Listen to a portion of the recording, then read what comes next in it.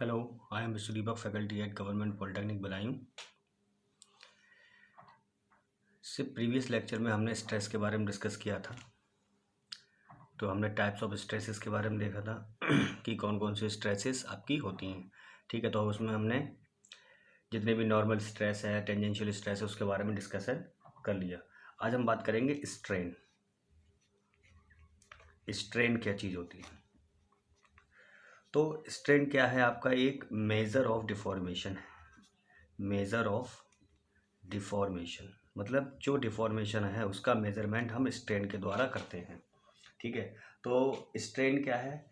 Strain क्या बताता है आपके लिए कि जो चेंज हो रहा है, ठीक है, डायमेंशन में कितना चेंज हो रहा है अपॉन ओरिजिनल डायमेंशन के रेशियो को हम स्ट्रेन कहते हैं।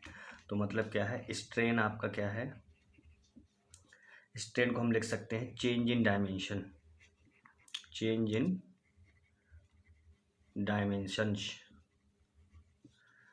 Upon original dimension, upon original dimension, इनके रेशियो को हम स्ट्रेन कहते हैं। ये क्या हो जाएगी? एक डायमेंशन लेस टर्म हो जाएगी, क्योंकि यहाँ पर क्या है डायमेंशन, यहाँ भी डायमेंशन, तो यूनिट आपकी डायमेंशन लेस हो जाएगा ये। तो स्ट्रेन आपका क्या है? डायमेंशन लेस क्वांटिटी है। ठीक है, तो जिस प्रकार हमने पढ़ा था कि आपका नॉर्मल स्ट्रेस होता है, नॉर्मल डायरेक्शन में स्ट्रेस लगता है उसको हम नॉर्मल डायरेक्शन में नॉर्मल स्ट्रेस कहते हैं। उसी प्रकार नॉर्मल स्ट्रेन होता है, नॉर्मल स्ट्रेन। नॉर्मल स्ट्रेन आपका एप्सिलॉन एन। जो नॉर्मल डायरेक्शन में स्ट्रेन हो उसे हम नॉर्मल स्ट्रेन कहेंगे। इसी प्रकार आपका लॉन्गिट्यूडनल स्ट्रेन होता है।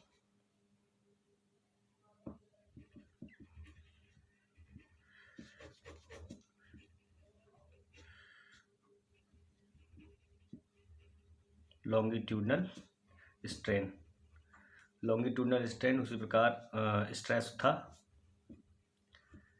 तो उसी की जैसे आपका क्या हो जाएगा? Longitudinal strain.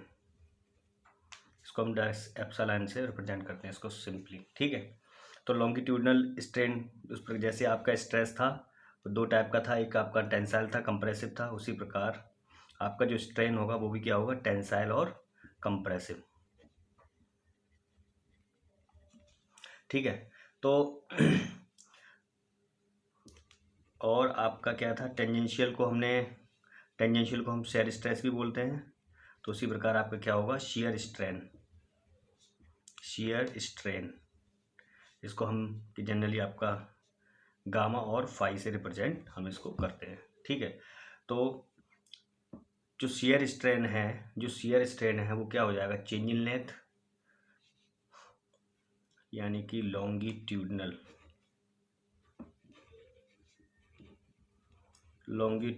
Strain. Longitudinal strain क्या होगा? Change in length upon original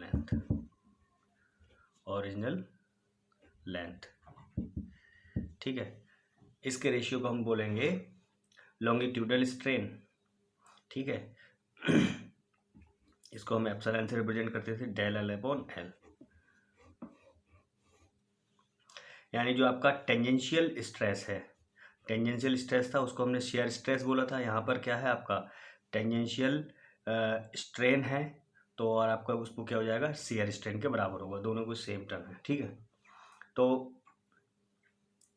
ये सब चीज़ हम डिस्कस करनी। ठीक है, कि हमने बात कर लिया स्ट्रेन क्या होता है, स्ट्रेस क्या होता है। तो स्ट्रेस और स्ट्रेन को समझने के लिए हुक्स ने एक लॉ दिया। हुक्स ने बताया कि आपका किस प्रकार आपका जो स्ट्रेन है और जो स्ट्रेस है उसको आपको स्ट्रेस स्ट्रेन डायग्राम पर आप किस प्रकार इसको लिख सकते हैं। तो हुक्स ने एक लॉ दिया, हुक्स लॉ इसको हम बोलते हैं, हुक्स लॉ। हुक्स ने एक लॉ दिया, उन्होंने पहला एजम्पशन दिए। हुक्स ने क्या किया? एजम्पशन दिया। तो उनका जो पहला एजम्पशन था वो क्या था? कि आपका जो भी मटेरियल है, आपका जो भी मेंबर है, उसकी केमिकल कंपोजिशन कांस्टेंट होनी चाहिए थ्रू आउट। ठीक है,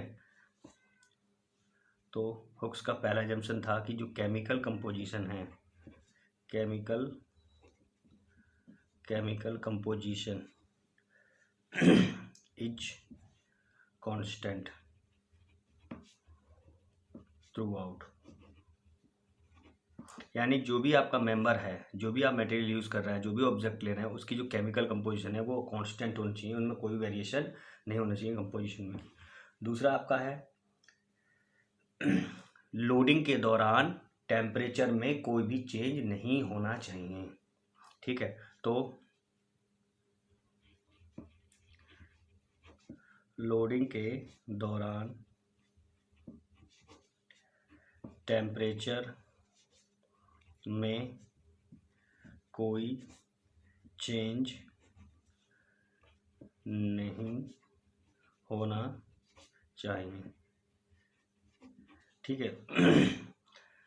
तीसरा आपका एजम्पशन क्या लिया उन्होंने कहा कि जो आपकी स्ट्रेस की कंसंट्रेशन है वो आपकी नहीं, जो स्ट्रेस की कंसंट्रेशन नहीं होनी चाहिए और जो आपका सरफेस है वो परफेक्टली स्मूथ होना चाहिए। ठीक है, तो there is no stress concentration, there is no stress concentration and the surface is smooth, surface is perfectly smooth। ठीक है, तो हम बात करते हैं कि आपको एक टर्म आया यहाँ पर स्ट्रेस कंसंट्रेशन की। जो स्ट्रेस कंसंट्रेशन है वो क्या होती है? ठीक है, तो आपको पता है कि जो स्ट्रेस होता है वो क्या होता है? रजिस्टिंग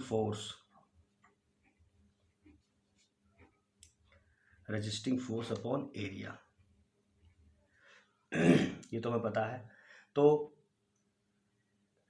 यदि हम कोई बार या कोई रॉड या कोई मेंबर ले ले तो हम ये कोई ज़रूरी नहीं है कि ऐसा नहीं हो सकता कि उसका जो एरिया है वो आपका स्मूथ हो।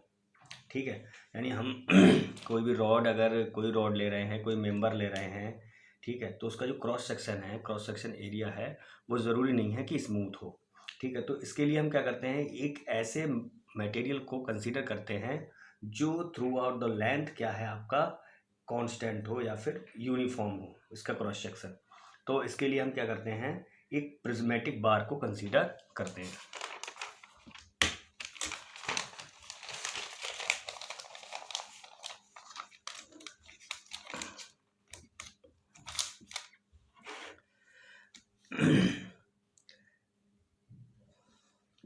हम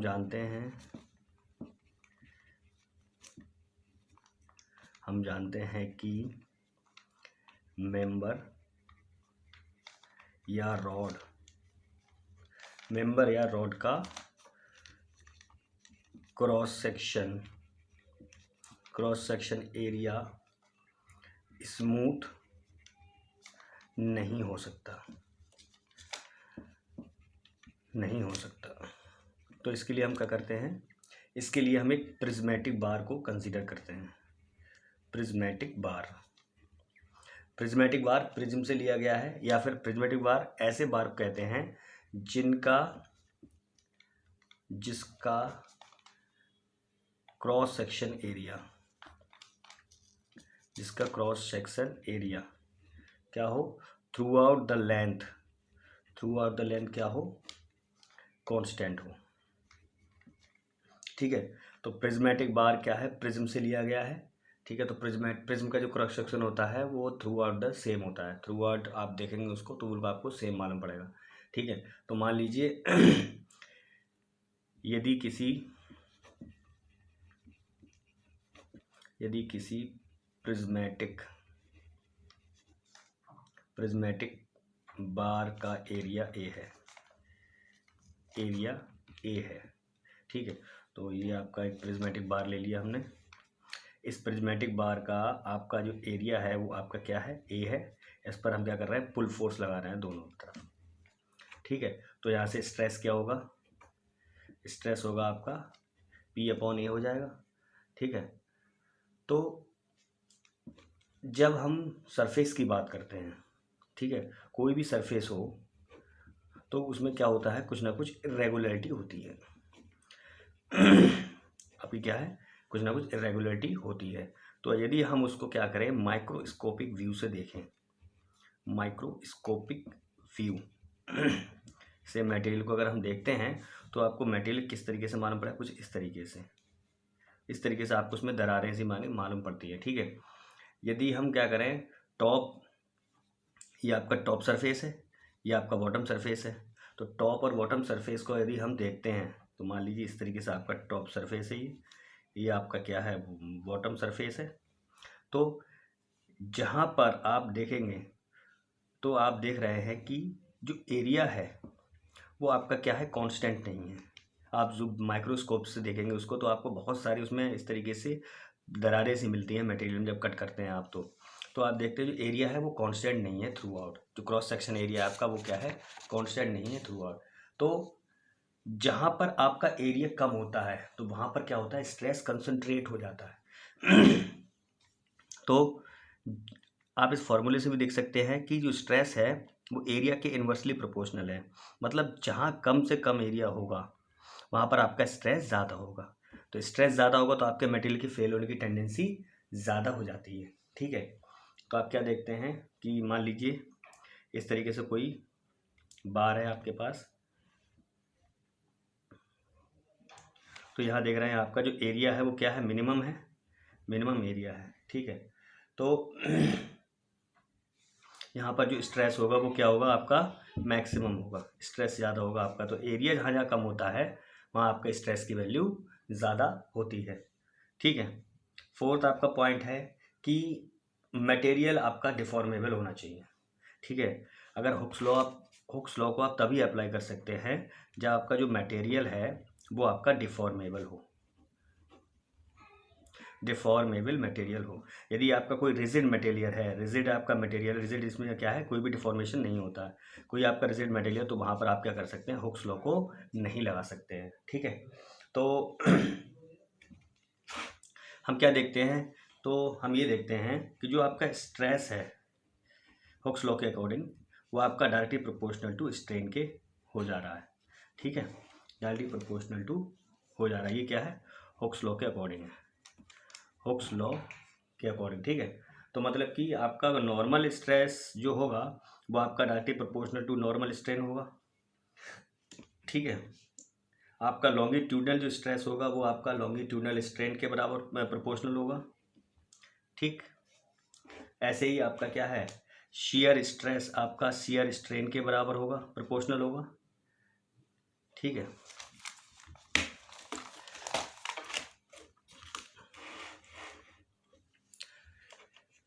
तो मतलब कि हम जानते हैं कि जो शियर स्ट्रेस है आपका या फिर जो लॉन्गिट्यूडनल स्ट्रेस है वो आपका लॉन्गिट्यूडनल स्ट्रेन के डायरेक्टली प्रोपोर्शनल है।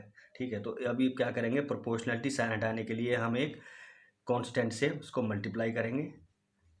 ठीक है, तो यहाँ से क्या आ गया आपका लॉन्गिट्यूडनल स्ट्रेस आपका ई इंटू एप्सिलॉन के बराबर हो गया। यहाँ पर जो ई है आपका वो क्या है, modulus of elasticity, modulus of elasticity, या फिर हम इसको बोल सकते हैं Young's modulus, Young's modulus. Proportionality हटाने के लिए हमने ई से मल्टीप्लाई किया जो आपका किसके बराबर था, मॉडुलस ऑफ इलास्टिसिटी के बराबर हो गया। इसी प्रकार आपका shear stress directly proportional to shear strain, तो tau is proportional to G into phi. यहाँ पर जो जी है वो क्या है, modulus of rigidity, modulus of rigidity, कितनी बॉडी आपकी रिजिड है। ठीक है, यानी कि जो आपका स्ट्रेस है वो फंक्शन है आपका स्ट्रेन का। ठीक है, आपका जो फंक्शन किसका है, स्ट्रेस स्ट्रेन का। तो हमारे पास फॉर्मूला आया था E sigma is equal to E into epsilon. तो अगर हम Y is equal to M X plus C से इसको कंपेयर करें, ठीक है, तो यहाँ पर स्लोप कितना होगा, वो ई के बराबर हो जाएगा और इंटरसेप्ट आपका 0 के बराबर है। तो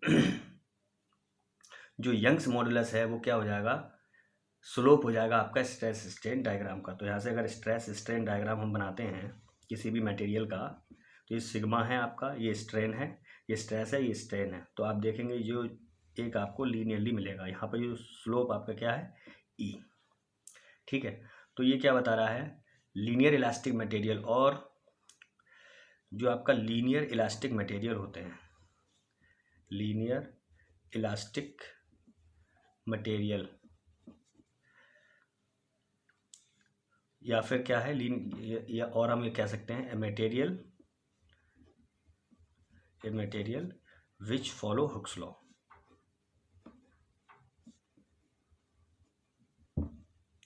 ठीक है,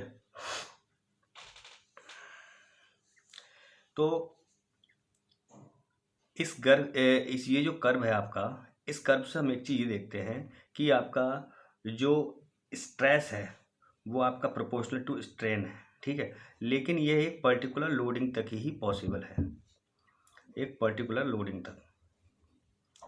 ठीक है, ऐसा नहीं है कि यदि आप इनफाइनाइट लोडिंग कर दें तो इनफाइनाइट लोडिंग कर देंगे तो उस केस में ये प्रोपोर्शनल होंगे, ये गलत चीज़ है। ठीक है, तो ये कोई ज़रूरी नहीं है कि इनफाइनाइट लोडिंग पर ये प्रोपोर्शनल हो। ठीक है, तो हमें ध्यान रखना है कि फाइनाइट लोडिंग तक ही आपके ये प्रोपोर्शनल है।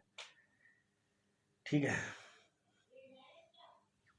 तो मतलब कि ये जो पॉइंट है यहाँ पर, ये क्या है, इस पॉइंट को अगर हम क्या बोलेंगे, लिमिट ऑफ प्रोपोर्शनैलिटी। ठीक है, यानी कि आप देख लीजिए, एक दोबारा ग्राफ बना लेते हैं। यहाँ तक मान लीजिए कोई मटेरियल गया, ये आपका स्लोप है ई, तो ये जो पॉइंट है इसका, इस पॉइंट को बोलेंगे हम limit of proportionality, limit of proportionality. मतलब कि ये वह पॉइंट है जिस पॉइंट पर, ये वह पॉइंट है जिस पॉइंट पर मटेरियल हुक्स लॉ को फॉलो करेगा, हुक्स लॉ को फॉलो करेगा। ठीक है,